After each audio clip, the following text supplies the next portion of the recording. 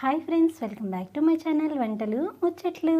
నేను మీ లక్ష్మి. ఇవాళ నేను మీకు చూపిస్తున్న రెసిపీ ఎగ్ పులావ్. చాలా టేస్టీగా ప్రిపేర్ చేసుకోవచ్చండి. జస్ట్ రైస్ ఉడికించి ఎగ్స్ కూడా ఉడికించుకొని ఉంచుకుంటే ఒక 10 మినిట్స్లో ఎగ్ పులావ్ రెడీ అయిపోతుంది. దీనికి కావాల్సిన పదార్థాలు: 3 స్పూన్లు ఆయిల్, ఉడికించిన కోడిగుడ్లు 3, షాజీరా అర స్పూను, అనాస మొగ్గ 1, దాల్చిన చెక్క అర ఇంచి, 3 లవంగాలు, ఒక 2 బిర్యానీ ఆకు, ఒక ఉల్లిపాయ, 2 పచ్చిమిరపకాయలు, అల్లం వెల్లుల్లి పేస్ట్ 1 స్పూను, పసుపు 1 చిటికెడు, సాల్ట్ రుచికి సరిపడా, కారం 1 అర స్పూను, ధనియాల పొడి అర స్పూను, కొత్తిమీర పుదీనా ఆకులు కొన్ని, గరం మసాలా అర స్పూను. దీని తయారీకి ముందుగా స్టవ్ ఆన్ చేసుకొని బాండి పెట్టుకొని బాండి హీట్ అయిన తర్వాత ఆయిల్ వేసుకోవాలి. ఆయిల్ కూడా హీట్ అయిన తర్వాత ఇందులో హోల్ గరం మసాలా యాడ్ చేసుకోవాలి. ఫస్ట్ అయితే బిర్యానీ ఆకు వేస్తున్నానండి. ఈ ఆకు వేయడం వలన చాలా మంచి ఫ్లేవర్ వస్తుంది. దీంతో పాటుగా హోల్ గరం మసాలా మొత్తం యాడ్ చేస్తున్నాను. అనాస మొగ్గ, దాల్చిన చెక్క, షాజీరా, లవంగాలు వేసి ఈ హోల్ గరం మసాలా అంతా ఆయిల్లో చక్కగా ఫ్రై చేయాలి. మంచి స్మెల్ వచ్చే వరకు ఫ్రై చేసి ఇవి ఫ్రై అయిన తర్వాత ఇందులోకి ఉల్లిపాయలు, పచ్చిమిరపకాయలు యాడ్ చేస్తున్నాను. ఉల్లిపాయలు ఇలాగా చక్రాలాగా సన్నగా కట్ చేసుకుంటే టేస్ట్ చాలా బాగుంటుందండి. అండ్ స్పీడ్గా కూడా ఫ్రై అయిపోతాయి.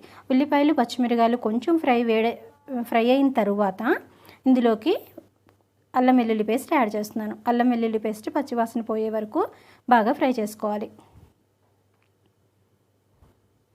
ఇప్పుడు ఇందులో పసుపు, ఉప్పు, కారం, ధనియాల పొడి ఇవి 4 వేసి ఫ్రై చేసుకోవాలి.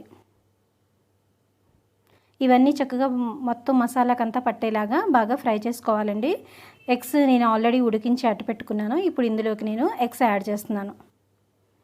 ఈ ఎగ్స్ని కూడా స్టవ్ సిమ్లో ఉంచుకొని ఒక 2-3 నిమిషాలు ఈ మసాలా మొత్తం ఎగ్స్కి పట్టేలాగా 2-3 నిమిషాలు చక్కగా ఎగ్స్ని ఫ్రై చేసుకోవాలి.